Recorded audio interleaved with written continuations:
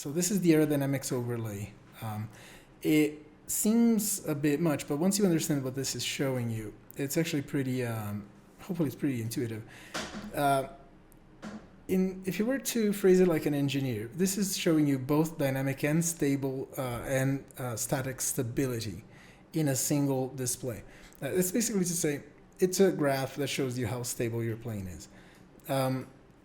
And it does this by taking by testing the aerodynamics of your plane at all of these angles of attack and checking whether or not all of the forces add up to bring the nose back forward or out of forward and flip it upside down. So an unstable vehicle, if you start poking around with this, you can see that things start changing, right?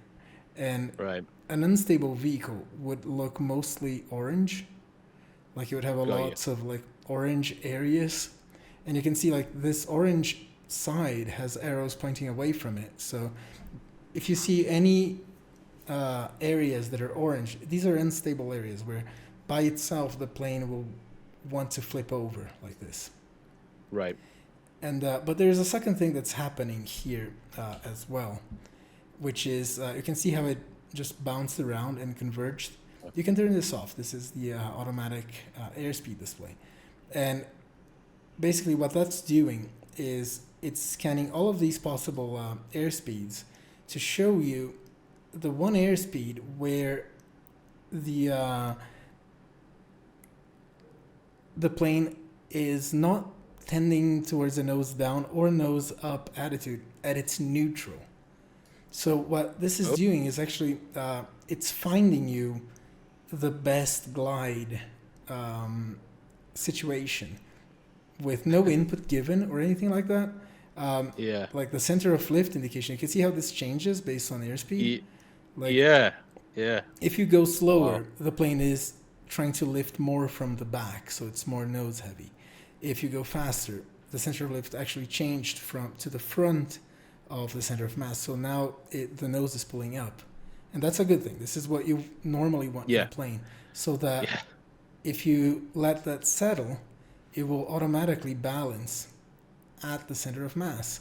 So this is a dynamically stable plane in the sense that if you just let it go, it will find its own equilibrium and glide in a stable configuration.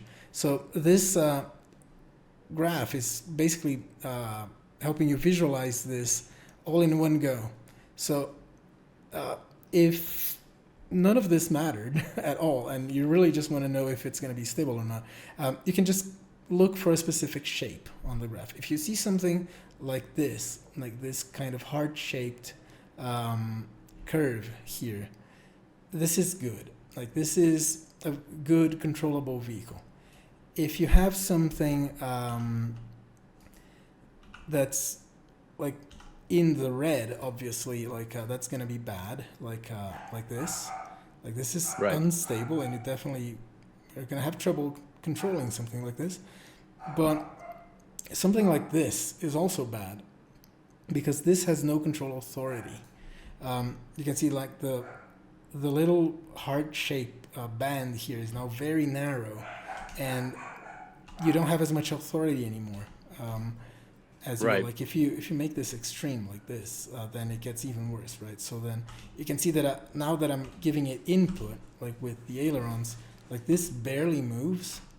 So this is a perfectly stable aircraft isn't really much good as an airplane. It's actually better as a dart. That would be a perfectly stable configuration. It's a dart. You have as much control over its flight as an arrow.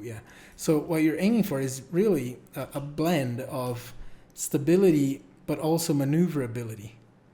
And fun fact, this is why in real life fighter jets have fly-by-wire systems, because they sacrifice the inherent stability that the plane has to get more maneuverability out of it. So fighter jets usually are right around this area here, super aggressive, almost unstable behavior.